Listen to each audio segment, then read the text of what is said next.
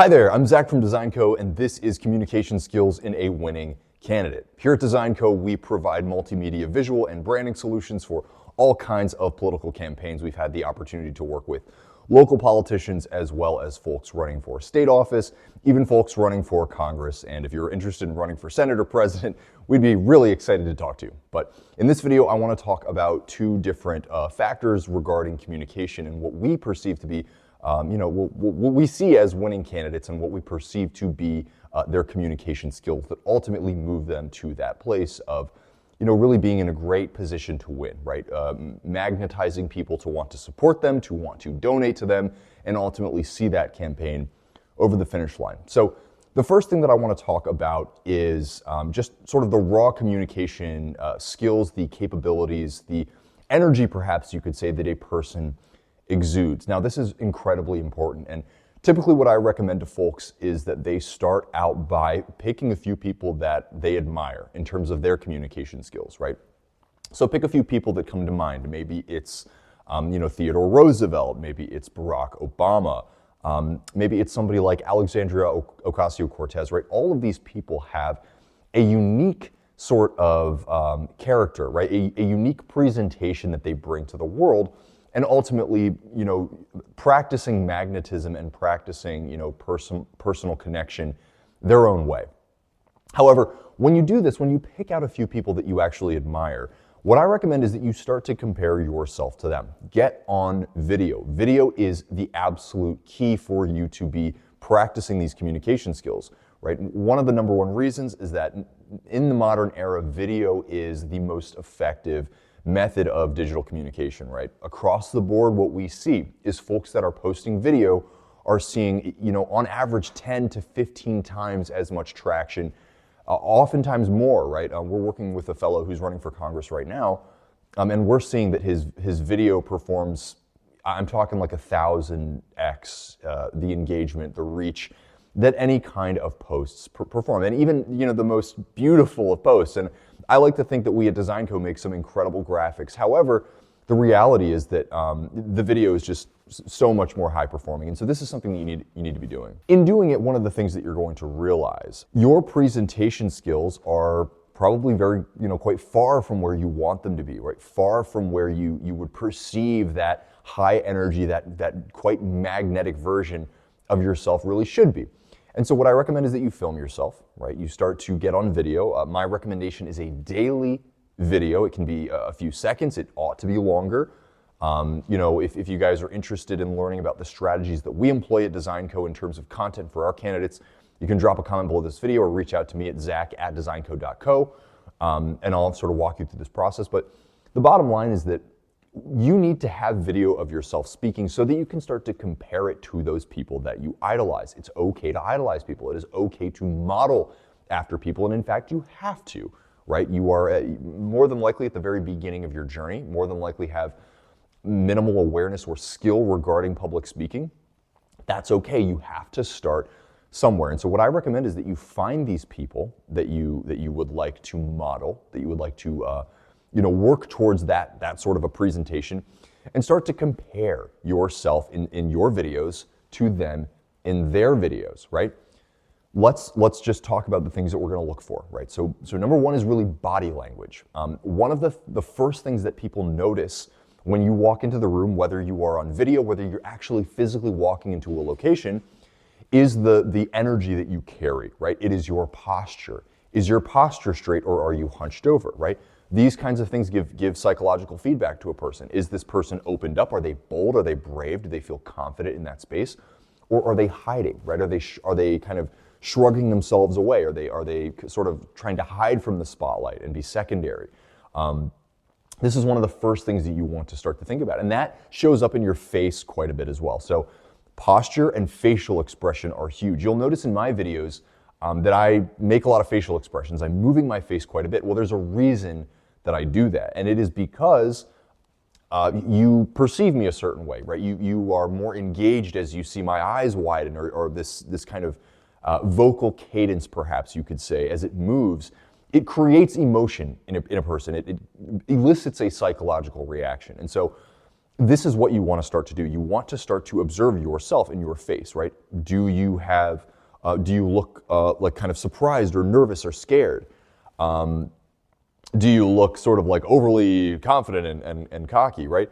Which is not always a bad thing. In fact, I think that it's better to do that perhaps than the previous option. But these are all things that you want to think about, right? Now, understand, I'll talk about voice a little bit too, because that's important, right? The way that you speak, and these are things that you just have to start by, like I said, listening to people that you want to idealize, to model after, and then listening to yourself. How do you sound? Get very clear about how you sound. Get very clear about what you don't like. Get very clear about what you want. And, the reality is, these are all things that you can actually do. There's no limitation for you as an individual. You might be dealing with your own, disabilities, or you might be dealing with your own insecurities. All of us are, right? All of us are dealing with these things. And the fact of the matter is, you need to be authentic. You need to be authentically you. You don't have to hide your disabilities, right? You should not. Absolutely, you should not hide your disabilities. You should not hide, if you feel sort of insecure or unsure.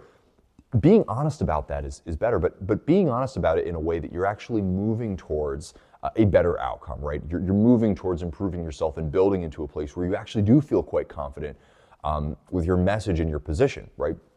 But you have to practice these things, and you have to know what that looks like. And if you guys want more help with this, drop a comment below. But really, my process for this is find who you want to model, and then start to mold yourself into those qualities, right? The facial expression, the posture, the vocal cadence, the vocal tone, all of these things will need work, and all of these things require practice. You will find in many of my videos that I talk about acting as one of the most effective skills for improving your communication style in anything you want to do, whether you're running for office, whether you are striving to become an acquisition leader in your company, or you're striving for a higher position in the company, one that is more public facing perhaps. All of these are the exact same process. All of these are you needing to understand exactly how you want to show up, and then starting to act, right? Use acting to move yourself into a place where you are actually molding into that version of yourself that you want to become, right? So that's number one in effective communication methods. I apologize, my cat's running around. Number two is organizational clarity. So a leader must be absolutely effective in their capacity to lead others and to organize others into structured leadership. Now, this is where folks who are running for office that have had experience in the military have a massive advantage, right? They understand how to run a tight ship, and a tight ship you will be running, right? In many instances, many of you will have less than 300 days to organize an entire organization, right? This is basically building an entire corporation from the ground up in a record short period of time. And so what you really need to understand is that organizational clarity, knowing exactly what needs to happen and exactly what each person on your team needs to be doing, is quintessential. There are no ifs, ands, or buts about this.